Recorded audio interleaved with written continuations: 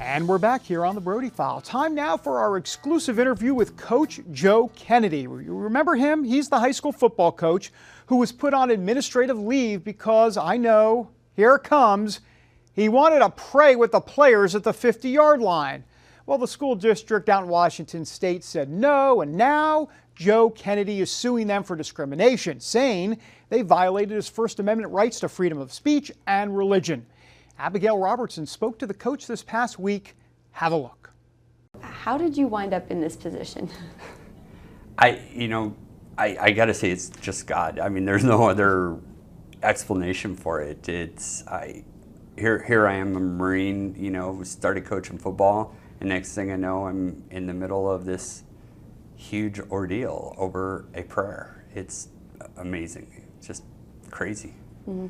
Did you ever think you would lose your career over praying after football games? No. Of all the things that, I could probably get in trouble for, yelling at kids and making them, do push-ups too much or some of those kind of things, praying is the farthest thing I ever thought anyone could be fired for.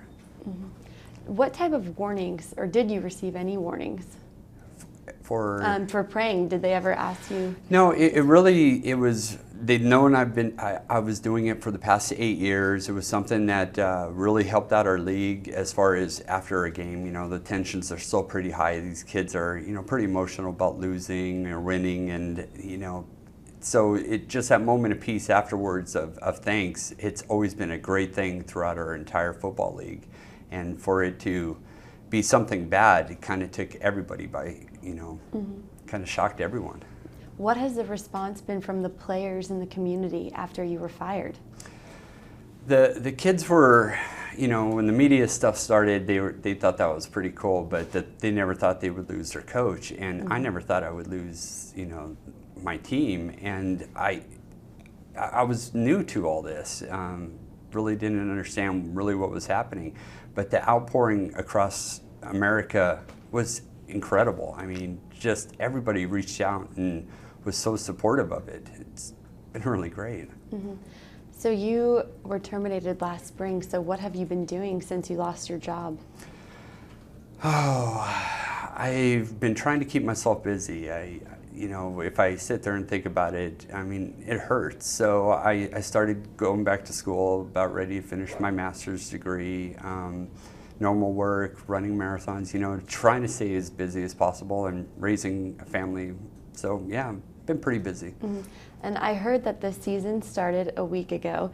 So do you plan on attending the football games? This will be tonight we have our second game. I was at the first one last week and we get a win.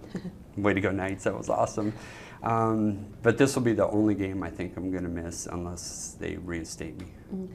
And what was the reaction from the players to see you at the game last week? It was a little shocking at first because I was standing there waiting for them to, come up from the field, and when they saw me, they were like, "There's the coach," and they just started, all of a sudden they all started coming over and high-fiving me and stuff, and they got a game to go play, so the coach was like, "Come on, get over there."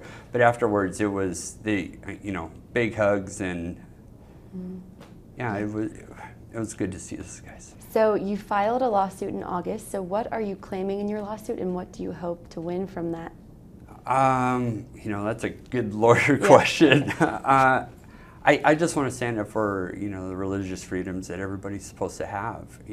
I served our country for 20 years to support and defend the Constitution, and I don't understand how the freedoms that are in the Constitution don't apply to people in America. So really, I'm standing up for that, and for anybody who doesn't have a voice. It's just something I think every American should do, is stand up. Coach Joe Kennedy here on the Brody File. We are back in a moment.